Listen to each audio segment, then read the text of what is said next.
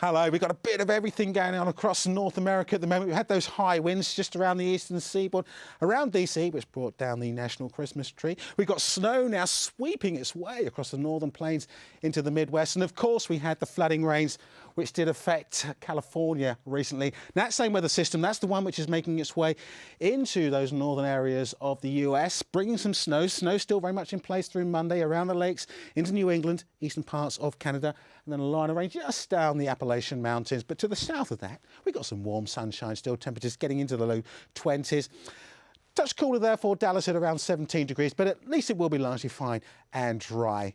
Pleasant sunshine continuing here then. Plenty of sunshine into the Caribbean, a rash of showers there into Costa Rica, into Nicaragua, but for the most part, it's looking lovely. Temperatures getting up to 28 Celsius for Kingston. Sunshine not quite so lovely into Europe. We have got some rather cold weather, some more wintry weather to come just around the Balkans, the Alps, Ukraine, southeastern parts, seeing some very wintry weather.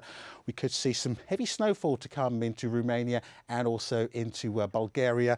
It's heavy rain for the western side of Europe, with some rain making its way into France and the UK.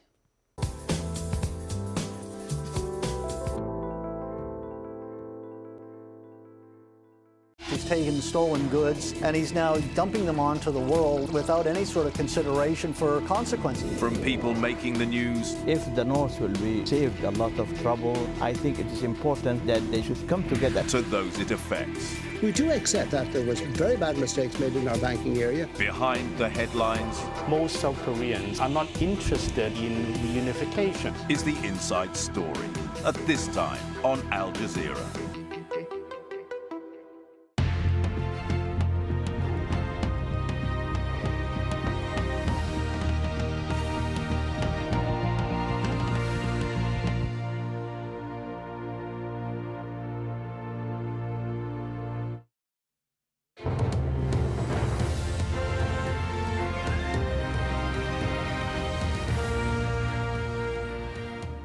You're watching Al Jazeera. These are the top stories this hour. After more than 25 years in power, Uganda's President Museveni has been re-elected for a new 5-year term. He polled 68% of the vote, and his main rival, Kizza Besigye, took just 26%. The opposition says the election was rigged. In Bahrain, we've heard from the US Secretary of State. She wasn't in Bahrain, I beg your pardon, but she's thrown her weight behind calls for political reform. Demonstrators also calling for that sort of reform as pressure increases on the ruling monarchy to begin talks with opposition figures. In Libya, a doctor from Al-Jala hospital in Benghazi has confirmed to Al Jazeera that more than 200 people have been killed in the latest unrest. The military in that city is now said to be siding with the protesters there. The Libyan government's threatening retaliation against the European Union, saying that unless the EU stops encouraging protesters, Libya, will stop cooperating with trying to stop illegal migrants heading to Europe. And in Yemen, more than 1,000 protesters in Yemen confronted around 50 government supporters at Sana'a University, and shots are said to have been fired by both sides. Hashem Akhabara reports. A show of support for President Saleh. Loyalists waving flags and chanting slogans in praise for a man they describe as their glorious leader and the hope of Yemen. This is his first gathering with supporters, party stalwarts and tribal leaders. A message that he is also capable of rallying support to counter the pro-reform momentum. If the demands of the protesters are legitimate, we are ready to listen to their demands. We have to assume our responsibilities and courageously seek dialogue. It is the best way, not destruction or blocking the roads or killing people or targeting public and private properties.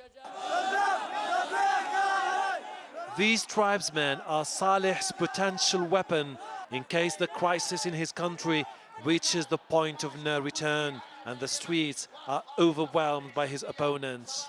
Loyalty of the tribal leaders has always been instrumental in maintaining President Saleh's grip on power. But whether they will this time help him weather the storm remains to be seen.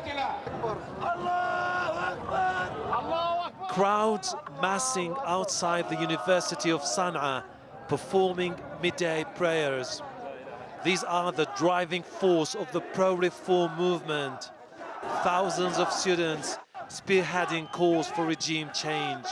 The demonstrators are planning to camp out here until their demands for radical reform are met. In other parts of the country, anti-government demonstrations are also continuing. Here in the city of Taiz, the atmosphere is electric. Thousands are converging on the main streets, calling for change. I'm afraid that there is the possibility of civil war if people do not act wisely. President Saleh is being invited by everyone, including the opposition, to lead that change and remain president. If that does not happen under his stewardship, it may happen without him. The seismic impact of the revolutions that swept Tunisia and Egypt are clearly felt in Yemen. A veteran leader clinging to power and a younger generation of reform activists determined to keep fighting for change. Hashim Al-Barra, AlJazeera, Sana'a. Go a bit further south from Yemen, cross the water, and you come to Djibouti in the Horn of Africa. And pictures posted on YouTube show hundreds of demonstrators there demanding that President Ismail Omar Guelleh step down after 12 years in power. Unemployment in the country is about 60%. Factory workers in Oman are celebrating after the government ordered a big rise in the minimum wage. Private sector workers are to get a 43% rise. The new minimum monthly salary would be $520. Prices in the Sultanate have been rising rapidly, but the government says the decision to boost wages hasn't been taken on the spur of the moment. In China, democracy campaigners say there's been a massive government crackdown on protests which appear to echo what's happening in the Arab world. In Shanghai, police dragged away protesters. Web forum postings, some apparently from Chinese activists in exile, have called for a Jasmine revolution. People were urged to demand work, food, housing and justice. Campaigners say leading activists have disappeared and the internet and text messages appear to be censored. One arrested woman described the Chinese government as a tyranny that suppresses its citizens. Uganda's Electoral Commission has announced that President Museveni has won a new 5-year term with 68% of the vote.